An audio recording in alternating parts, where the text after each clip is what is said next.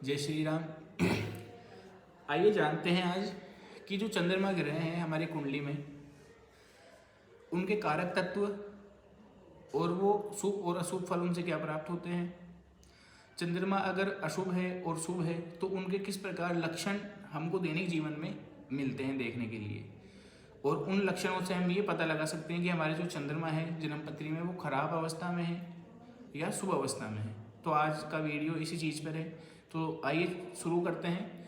तो सबसे पहले चंद्रमा के लिए एक चीज़ कहिए कि चंद्रमा मनसो जात चक्षो हो, अर्थात चंद्रमा मन का कारक ग्रह है। जैसा कि आप सभी जानते हैं कि हमारा ये मन है वो बहुत चंचल अवस्था में अत्यधिक रहता है मतलब जीवन के अंदर अनस्टेबल और स्टेबल, ये दो प्रकार की ऐसी स्थिति है जिसके ऊपर चंद्रमा का आधिपत्य शुरू से ही बना हुआ है। फिर चंद्रमा मन का कारक के साथ साथ में माता का भी कारक ग्रह है। हमारे स्त्री से संबंधित जो ग्रह है वो चंद्रमा है। व्यक्ति के अंदर स्त्री का जो तत्व है, स्त्री तत्व की जो भावना है, चंद्रमा के ही कारण से ये प्रधान बनती है। फिर चंद्रमा जल तत्व का कारक है। हमारे शरीर में जो भी जल तत्व से परेशानी है या जो प्रॉब्लम्स हमको क्रिएट होने वाली है, उन सभी चीज़ों का विचार हम चंद्रमा से करते हैं।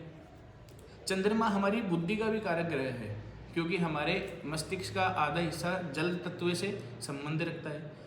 अर्थात पागलपन से चंद्रमा को हम देख सकते हैं, और मानसिक जो संतुलन है, मानसिक जो परेशानियाँ हैं, उन सभी से चंद्रमा का बहुत बढ़िया रिलेशन इस वीडियो में हम आपको बताने जाएंगे आज।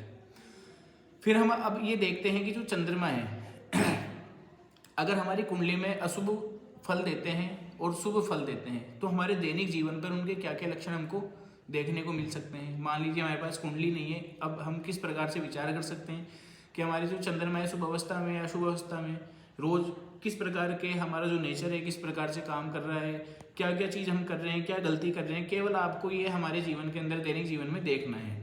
तो आइए जानते हैं चंद्रमा अशुभ अवस्था में है। सबसे पहले हम अशुभ की बात करेंगे कि चंद्रमा अगर अशुभ अवस्था में है तो दैनिक जीवन में क्या क्या फल मिलते हैं।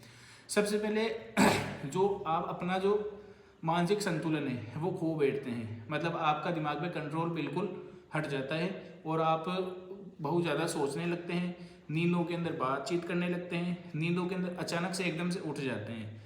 चंद्रमा एक राशि के अंदर 2.25 दिन के समथिंग कुछ रहता है, ठीक है।